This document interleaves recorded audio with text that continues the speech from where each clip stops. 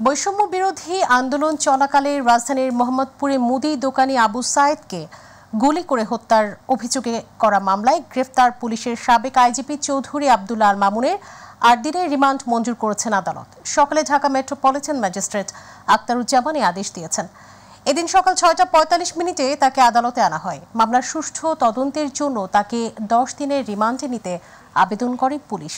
এদিকে রাজধানীর new market এলাকায় ব্যবসায়ী আব্দুল ওয়াদুদকে গুলি করে হত্যার অভিযোগে করা মামলায় গ্রেফতার পুলিশের সাবেক মহাপরিদর্শক AKM শহীদুল হকের ৭ দিনের রিমান্ড মঞ্জুর করেছেন একই আদালত। আরও ১০ দিনের রিমান্ড চেয়েছিল পুলিশ। মঙ্গলবার রাতে শহীদুল হককে উত্তরা ১৬ নম্বর সেক্টর থেকে গ্রেফতার করে ঢাকা মহানগর পুলিশের গোয়েন্দা বিভাগ। এছাড়া চৌধুরী আব্দুল আল মামুনকেও গ্রেফতার করা হয়।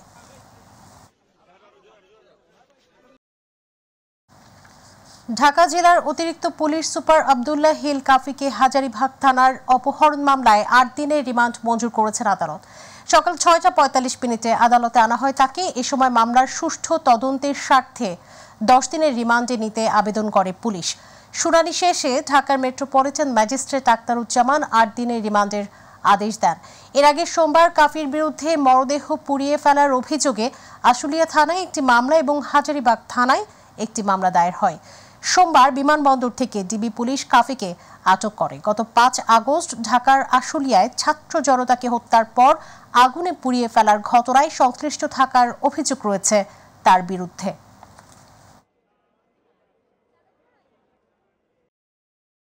বাংলাদেশে অবৈধ অস্ত্র উদ্ধারে যৌথ বাহিনীর অভিযান শুরু হয়েছে। যারা পুলিশের লুণ্ঠিত অস্ত্র জমা দেয়নি তাদের বিরুদ্ধে এই অভিযানের মাধ্যমে ব্যবস্থা নেওয়া হবে। মঙ্গলবার দিবাগত রাত ১২টা থেকে যৌথ বাহিনীর অভিযান শুরু হয়েছে। আইনশৃঙ্খলা বাহিনী সূত্রে জানা গেছে, পুলিশের লুণ্ঠিত অস্ত্র উদ্ধার, স্থগিতকৃত কিন্তু জমা দেওয়া হয়নি এমন অস্ত্র জব্দ এবং অবৈধ অস্ত্র উদ্ধার সহ এর কারবারি ও ব্যবহারকারীদের বিরুদ্ধে আইনানুগ ব্যবস্থা গ্রহণ করা হবে। বিশেষ করে গণ আন্দোলনের রূপ নেওয়া বৈষম্য বিরোধী ছাত্র আন্দোলনের অস্ত্র যাদের হাতে দেখা গেছে অবৈধ অস্ত্র প্রদর্শনী ও নির্বিচারে গুলি বর্ষণ করেছেন এবং অস্ত্র মামলার আসামিদের ধরা হবে। পুলিশ সদর দপ্তর সূত্রে জানা গেছে, যৌথ অভিযানে রয়েছে বাংলাদেশ সেনাবাহিনী, police, border guard Bangladesh, BGB ও বাংলাদেশ আনসার ও গ্রাম প্রতিরক্ষা বাহিনী, কোস্ট গার্ড এবং র্যাব।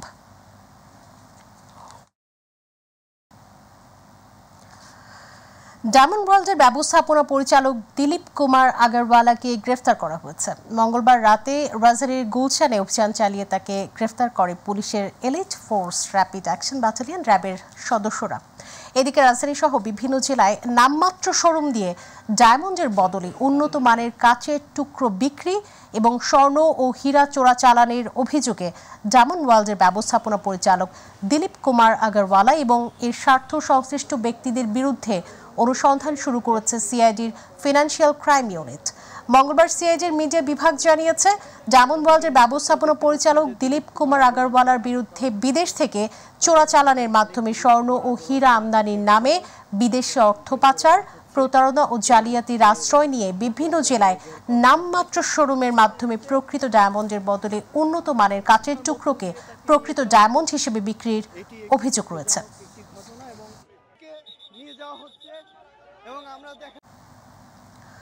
অন্তর্বর্তী সরকারের প্রধান উপদেষ্টা ডক্টর মোহাম্মদ ইউনূসের সঙ্গে বৈঠক করেছেন সচিবরা। বেলা 11:30টায় তেজগাঁওয়ে প্রধান উপদেষ্টার কার্যালয়ে এই বৈঠক শুরু হয়।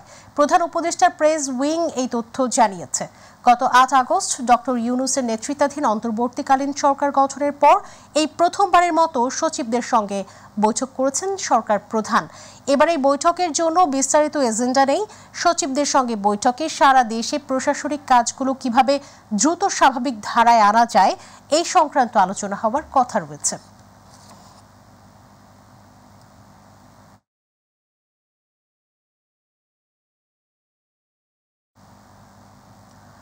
গণঅভ্যুত্থানে শেখ হাসিনা সরকারের পতন ও স্বৈরাচারী শাসন থেকে স্বাধীনতার ১ মাস উপলক্ষে বৃহস্পতিবার সারা দেশে শহীদি মার্চ কর্মসূচি ঘোষণা করেছে বৈষম্য বিরোধী ছাত্র আন্দোলন। দুপুরে ঢাকা বিশ্ববিদ্যালয়ের ছাত্র শিক্ষক মিলনায়তনে সংবাদ সম্মেলনে এই ঘোষণা দিয়েছেন সমন্বয়ক সার্জিস আলম। এ সময় তার সঙ্গে হাসনাত আবদুল্লাহ সহ বেশ কয়েকজন সমন্বয়ক ও সহ সমন্বয়ক উপস্থিত ছিলেন। সার্জিস বলেন, এদিন সারা দেশের প্রতিটি থানায়, ইউনিয়ন, মহল্লা সব জায়গায় এই কর্মসূচি পালিত হবে। কেন্দ্রীয় কর্মসূচি হিসেবে নিউ মার্কেট, ধানমন্ডি, কলাবাগান, ফার্মগেট, শাহবাগ, রাজু ভাস্কর্য হয়ে শহীদ মিনারে গিয়ে এই শহীদি মার্চ শেষ হবে। যেখানে আর কখনোই কোন ধরনের কোনরূপে আর ফ্যাসিজম ফিরবে না, যেখানে গণমাধ্যমের স্বাধীনতা নিশ্চিত করা হবে, যেখানে আমাকে কখনোই কোনো রাস্তায় দাবি নিয়ে এসে আমাকে বলতে হবে না যে আমি কোনো রাজনীতির সাথে সংশ্লিষ্ট না। সুতরাং আমার দাবিটি মেনে নাও। 1 মাস হয়ে যাচ্ছে, আমাদের যে রক্তের দাগ, সে দাগগুলো কিন্তু এখনো শুকায়। আপনি ঢাকা শহরের অন্যতম হসপিটালগুলোতে আজকে যান, আপনি Dhaka medical college, Suhrawardy hospital, orthopaedic hospital থেকে শুরু করে চক্ষু ইনস্টিটিউট, আপনি যেখানেই যান, সেই রক্তের দাগ, সেই বুলেটের চিহ্ন কিংবা ফ্যাসিজমের যে দোষক, যারা হাতে ধারালো অস্ত্র নিয়ে রাস্তায় নেমেছিল সাধারণ মানুষ, ছাত্র জনতাকে ছিন্ন বিচ্ছিন্ন করার জন্য, সেই রক্তাক্ত দাগ আর ক্ষতচিহ্নগুলো এখনো রয়েছে। এখনো সেই দাগগুলো অনেকে শরীরে নিয়ে রাস্তায় চলছে, কিছুটা সুস্থ হয়ে কিংবা কিছুটা ব্যথা নিয়ে। ঢাকা বিশ্ববিদ্যালয়ের টিএসসিতে রয়েছেন সহকর্মী আবু সাইদ অপু, সরাসরি যুক্ত হচ্ছেন আমাদের সাথে। অপু, আগামীকালকের কর্মসূচির বিষয় সমন্বয়করা আর কি বলেছেন? আপনার হাতে কি তথ্য আছে দর্শকদের জানাবেন।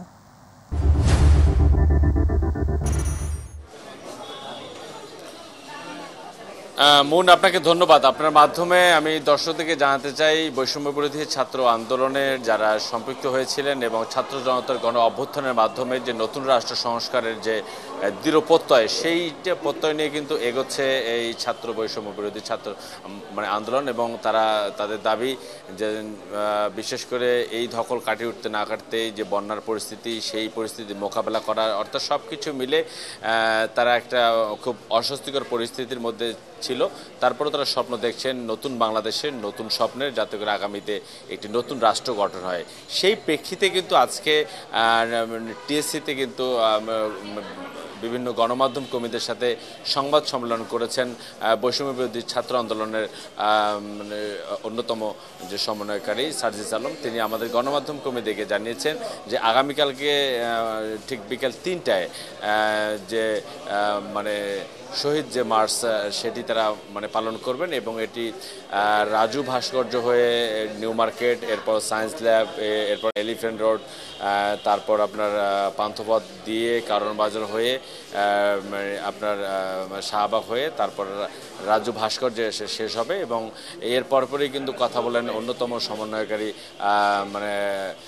আপনার আব্দুল হাসনাত। তিনি আমাদেরকে আসলে জানিয়েছেন যে তাদের উদ্দেশ্য আসলে এই রাজনৈতিক যে পট পরিবর্তন, রাজনীতির যে কলুষিত যে জায়গাটা, সেই জায়গাটা থেকে পরিত্রাণ পেয়ে একটি সুন্দর, একটি বাসযোগ্য একটি বাংলাদেশ গড়ার তিনি প্রত্যয় ব্যক্ত করেছেন। এবং আগামী 6 তারিখ থেকে তারা এই যারা শহীদ হয়েছেন, যারা আহত হয়েছেন, সেই সব বিভাগীয় জেলা, উপজেলা এবং ওয়ার্ড বা ইউনিয়নগুলো আছে, সেগুলোতে তারা যাবেন এবং তাদের খোঁজখবর নেবেন এবং তাদেরকে পুনর্বাসিত করার জন্য যে উদ্যোগ নেওয়া দরকার অন্তর্বর্তীকালীন সরকারের কাছে, সেগুলো তুলে ধরবেন। এরপর পরে আরেকটি বিষয় আপনাকে জানিয়ে রাখি, আরেকজন সমন্বয়কারী তারিফ, তিনিও আসলে গণমাধ্যম কর্মীদের সাথে কথা বলেছেন। তিনি গণমাধ্যম কর্মীদেরকে উদারত আহ্বান আনিয়েছেন যে অতীতে যা ঘটেছে, বর্তমানে যে ঘটনাগুলো আছে, রাষ্ট্রকে এগিয়ে নেওয়ার ক্ষেত্রে তারা গণমাধ্যমের ভূমিকা চেয়েছেন এবং গণমাধ্যমকে তারা সাথে নিয়ে এই দেশটিকে নতুনভাবে গড়তে চায়।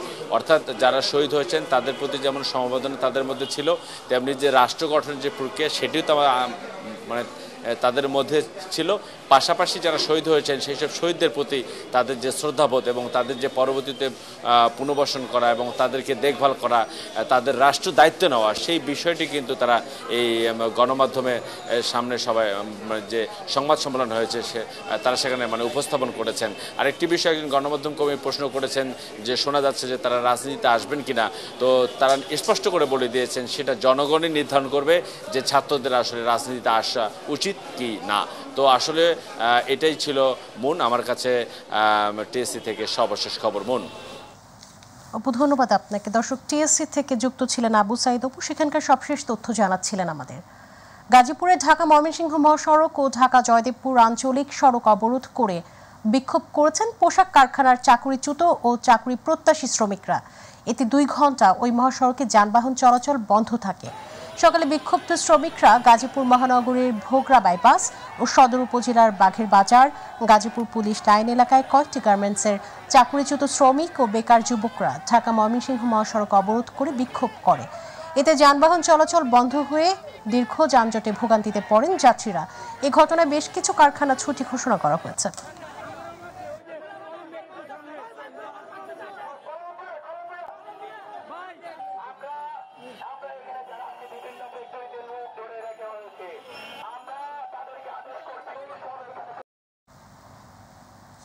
নোয়াখালীতে স্মরণকালের ভয়াবহ বন্যার পর জেলাতে খাদ্য সংকট, শিশু খাদ্য এবং ঔষধ সরবরাহের অভাব দেখা দিয়েছে।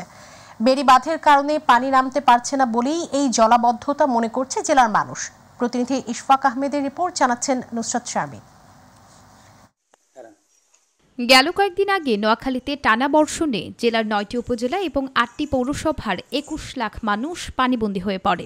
জীবন বাঁচাতে আশ্রয় কেন্দ্রে আশ্রয় নেন স্থানীয় বাসিন্দারা।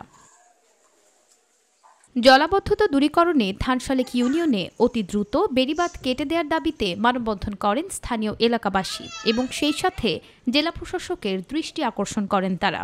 সরকার যদি আমাদের দিকে একটু সহযোগিতা করে, পানিগুলো নামার ব্যবস্থা করে, যদি পানি অতি দ্রুত নেমে যায় আমরা শিক্ষা ব্যবস্থা চালু করতে পারবো। জোরালো আবেদন সরকারের কাছে অতি দ্রুত আমরা পানি থেকে বাঁচতে পারি। ত্রাণ দেওয়ার পাশাপাশি পানি নিষ্কাশনে দ্রুত খাল খননের দাবি বন্যার্তদের। এরই সাথে বেড়িবাঁধ কেটে দেওয়ারও জোর দাবি জানান তারা। সবকিছু ভাঙি নিয়ে গেছে, মুই চলে গেছে, খেতে মুইয়ের গড়ের মুই নামে গেছে, শুধু খাটগিন ডুবি গেছে, আলমারির সাইড ট্যাগ ডুবি গেছে, আমরা কিছু বাঁচাইতে পারি না। আল্লাহ তাআলা আর এরকম উত্তর দেওয়া লাই গদুয়ার ঠিক করেন। বেড়িবাঁধের কারণে বন্যা এবং জলাবদ্ধতা সৃষ্টি হয়েছে উল্লেখ করে দ্রুত বন্যা নিরসনে প্রশাসন কাজ করবে বলে জানান এই কর্মকর্তা। নোয়াখালী শহরকে রক্ষার জন্য বাঁধ, সেই বাঁধটা আমরা চিন্তা করি কাটা যায় কিনা, সেটা কাটতে গেলে আবার দেখলাম সেখানে আবার অন্যরকম সমস্যা সৃষ্টি হবে, সেটা আমরা কাটতেও পারতেছি না। ইতিমধ্যে আমাদের উপজেলা নির্বাহী অফিসার এবং পানির উপর আমরা ছোট ছোট ড্রেন করে দিচ্ছি, পানিগুলো দ্রুত সরে যায়। এই পানিগুলো দ্রুত সরে যাওয়ার জন্য অন্য যে বিকল্প সেটা আমরা করেছি। এবং যারা জলাবদ্ধতা হয়েছে, মানুষ কষ্টে আছে, আমাদের নিরীহ মানুষ, তাদেরকে আমরা ইউএনওদের সাথে কথা বলেছি। এরকম একেবারে দরিদ্র যারা মানুষ আছে, তাদের খাবারের সমস্যা, তাদেরকে কিভাবে সাহায্য করা, ইউএনওকে ইতিমধ্যে নির্দেশনা দিয়েছি।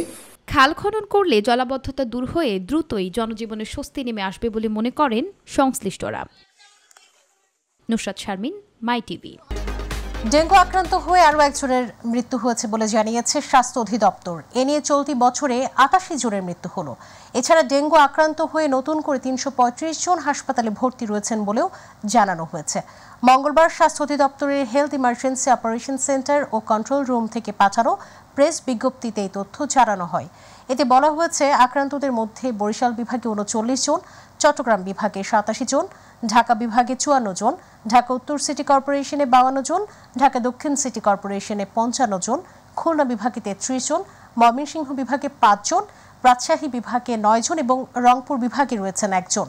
চলতি বছরের ২রা সেপ্টেম্বর পর্যন্ত দেশে ডেঙ্গু আক্রান্ত হয়েছেন ১৩,৯৪৩ জন। পাবনা শহরের কেন্দ্রীয় বাস টার্মিনাল এলাকায় দুর্বৃত্তদের ছুরিকাঘাতে মিলন হোসেন মধু ও মঞ্জু প্রামাণিক নামে ২ জন নিহত হয়েছেন। সকালে শহরের বাস টার্মিনালের হালিম হোটেলের সামনে এই ঘটনা ঘটে। নিহত মিলন হোসেন মধু পাবনা শহরের উত্তর শালগাড়িয়ার মুজাহিদ ক্লাবের বাংলা বিড়ি গলির আরমান শেখের বাড়ি এবং মঞ্জু প্রামাণিক পূর্ব রাঘবপুর এলাকার নূর আলীর ছেলে। মধু পরিবহনের চাঁদা তুলতেন আর মঞ্জু অটোরিকশা চালক। নিহতদের স্বজন ও হোটেল কর্মচারীদের সঙ্গে কথা বলে জানা গেছে, সকালে হোটেলে নাস্তা করতে গিয়েছিলেন মিলন ও মঞ্জু। হোটেলের সামনে গেলে কয়েকজন দুর্বৃত্ত তাদের ছুরিকাঘাত করেন। এ সময় তারা হোটেলের সামনে লুটিয়ে পড়েন। আশপাশের লোকজন তাদের উদ্ধার করে পাবনা জেনারেল হাসপাতালে নিয়ে গেলে কর্তব্যরত চিকিৎসক মৃত ঘোষণা করেন। পাবনা সদর থানার ভারপ্রাপ্ত কর্মকর্তা রওশন আলী জানিয়েছেন, 2টি মরদেহ উদ্ধার করা হয়েছে। সঙ্গে থাকার জন্য অসংখ্য ধন্যবাদ। এছাড়া ইউটিউবে মাই টিভির সংবাদ পেতে ভিজিট করুন youtube.com/mytvbd নিউজ আর আমাদের অনুষ্ঠান দেখতে ভিজিট করুন youtube/mytvবাংলা, facebook/mytvবাংলা। পরবর্তী সংবাদ দেখার আমন্ত্রণ জানিয়ে বিদায় নিচ্ছি। আল্লাহ হাফেজ।